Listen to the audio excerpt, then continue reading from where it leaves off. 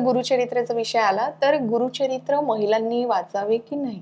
Actually कसं आहे माहिती आहे का, खरं जेव्हा शास्त्रामध्ये खूप आधी महिलांना बऱ्याच गोष्टींचं हे नव्हतं, सूट नव्हती दिली की महिलांनी घरकामच करायचं, महिलांनी शास्त्रार्थ केला तर मग त्यांना पुढे पुढे जातील. पण महिलांमध्ये एक शक्ती आहे, जी जननी आहे. दत्त महाराज आहे ते साक्षात सुद्धा जन्म घेतलाय त्यांनी, म्हणजे ना जननी आहे. प्रत्येक परमेश्वरांनी त्या जननीचं सुख घेण्यासाठी त्यांनी जन्म घेतला. अवतार काय झाले, आपण म्हणतो स्वामी तिने जगाचा आई विना भिकारी है ना. ते आईचं ते बालपण, आपलं आईचं ते माया घेण्यासाठी जन्म त्यांनी घेतला. आणि मग ते गुरुचरित्र कुठल्या स्त्रियांनी का वाचू नये, मुळात माझा हा प्रश्न आहे. ठीक आहे. पण दुसरी गोष्ट, ठीक आहे, कसं असतं ना, कधी कधी कलियुगामध्ये काही गोष्टी होत्या. फॉर एक्झाम्पल पिरियड्समध्ये 4 दिवस आपण बाहेर बसतो किंवा काही हे असतं, मग त्यावेळेला ते एक सायन्स पण त्याला जोडलेलं आहे ना. मग तसंच त्यावेळेला काही गोष्टी जोडलेल्या होत्या. स्त्रियांना वेळ नव्हता मिळत, स्त्रियांना मुलांना बघायचं होतं, सकाळ संध्याकाळ दुपारचं दळण करायचं असायचं, मग वेळच नव्हता. म्हणून काही जे असं 4-4, 5-5 पोथ्या वाचायचं आहे त्यासाठी नियम लावले, बाबा पुरुषांनीच करा, पुरुषांना काही काम नसतं. बरं है ना. म्हणून कुठेतरी ती सगळं हे येत गेलं. आणि आता ती हळूहळू मग ते काही लोकांनी हे करून, नाही नाही बायकांनी वाचायचं नाही, मी स्वतः वाचते, मला त्याचं फळ पुरेपूर मिळतं. आणि आजपर्यंत लोक जेवढे जेवढे करतात त्यांना सगळ्यांना फळ मिळतं. असं काहीही नाहीये की महिलांनी वाचू नये. बरं. जी जननी आहे ती वाचू शकते. आणि अडचणीच्या वेळी स्वामींची सेवा कशी करायची, विशेषतः महिलांसाठी? ऍक्च्युली कसं असतं, अडचणीच्या वेळी आपण गुरुचरित्रात पण लिहिलेलं आहे, 4थ्या दिवशी नाण करून तुम्ही मंदिरात जाऊ शकता, हे गुरुचरित्रात लिहिलं आहे. ठीक आहे.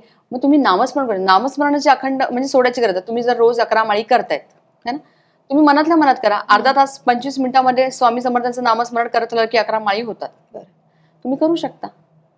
सेवेमध्ये खंड नाही पडलं पाहिजे.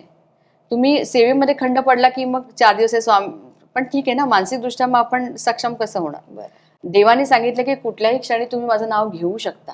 आता बऱ्याच वेळेला असं होतं की ताई गुरुचरित्र वाचायचंय, मला योग्य मुहूर्त सांगा. मला आवश्यकता काय, तुम्हाला कधी इच्छा आहे, बोलते मला आज खूप असं इच्छा होते गुरुचरित्र वाचायचं, असं करा ना. मला काय फरक पडतो, काहीच फरक पडत नाही. तुम्हाला जेव्हा कळकळीने असं वाटतं की मला सेवा करायची, मला गुरुचरित्र करायचं, तुम्ही कुठल्याही स्वरूपात करू शकता.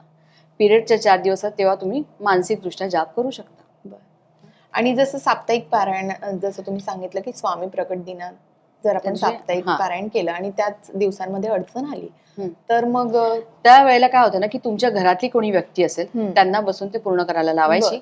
किंवा कधी कधी म्हणतात ना, घरातली व्यक्ती करणारी नसेल, मग कोणतरी तुम्ही जे स्वामींची तुमची सेवेकरी असेल त्यांना सांगायचं ते करायला.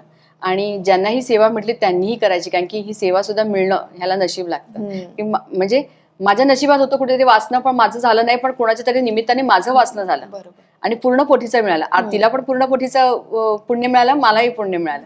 म्हणून असं पुण्य ज्या व्यक्तीला कधी कधी मिळत असतं त्यांनी हे नक्की करावं.